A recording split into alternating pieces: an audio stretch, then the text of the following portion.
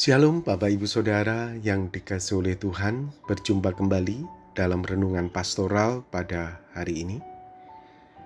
Renungan hari ini saya ambil dari Efesus pasal 4 ayat 29. Firman Tuhan berkata, "Janganlah ada perkataan kotor keluar dari mulutmu, tetapi pakailah perkataan yang baik untuk membangun, di mana perlu supaya mereka yang mendengarnya beroleh kasih karunia." Amin.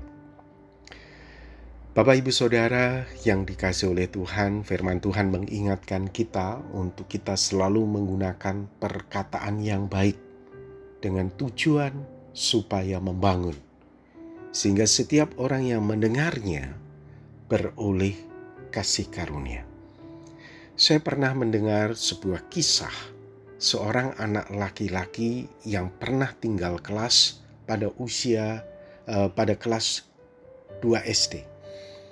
Anak ini senantiasa berpikir karena tidak naik kelas ini bahwa dirinya adalah anak yang tidak mampu, anak yang tidak memiliki kompetensi dalam bidang akademis.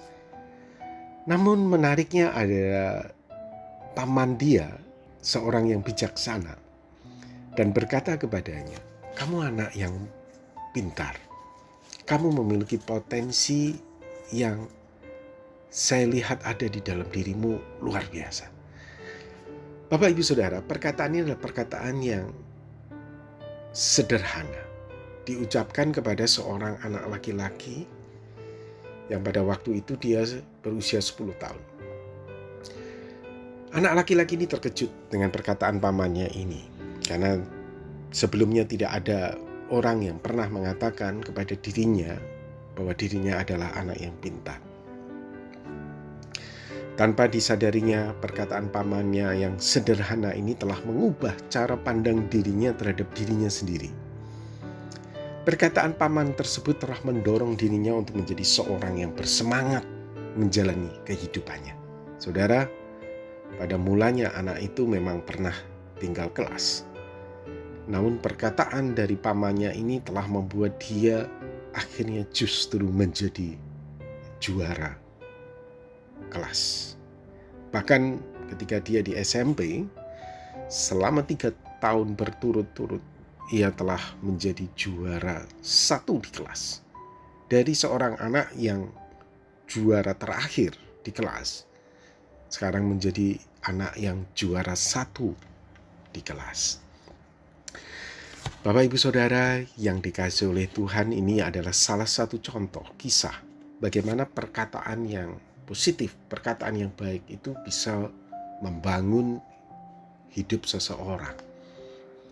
Saudara, ada banyak orang di sekitar kita yang hidup dalam kesulitan, dalam tantangan, dalam kegagalan, dan mereka semua membutuhkan dorongan, membutuhkan perkataan-perkataan yang membangun, perkataan-perkataan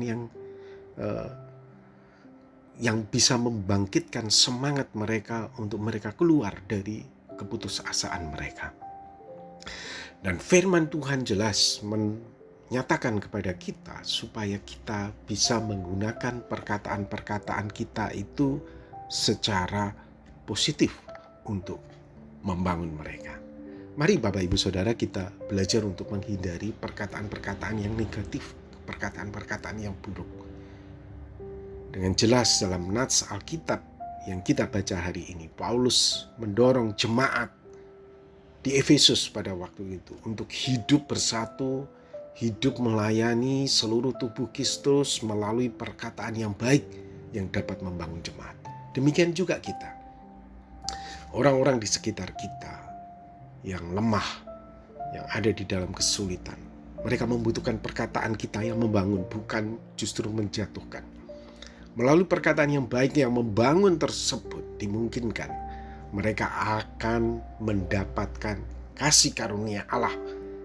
Sehingga seperti anak laki-laki ini yang tadinya jadi tinggal kelas nomor 1 paling belakang, bisa diizinkan Tuhan untuk akhirnya menjadi nomor 1 di kelasnya karena perkataan dari pamannya. Dan biarkan orang-orang di sekitar kita juga mendapatkan itu melalui kita, mendapatkan kasih karunia Allah itu yang membawa ketentraman, kedamaian, kerukunan, persatuan, keindahan, pengharapan, jalan keluar, kemenangan, dan sukacita. Mari kita belajar untuk saling menguatkan dan menghibur saudara kita dengan perkataan-perkataan yang baik untuk membangun mereka. Amin. Mari kita berdoa bersama-sama. Tuhan, terima kasih untuk firman-Mu. Berkatilah firman-Mu ini untuk kami bisa terapkan di dalam kehidupan kami sehari-hari. Berkati jemaat-Mu, ya Tuhan. Di dalam nama Tuhan Yesus, kami berdoa. Amin.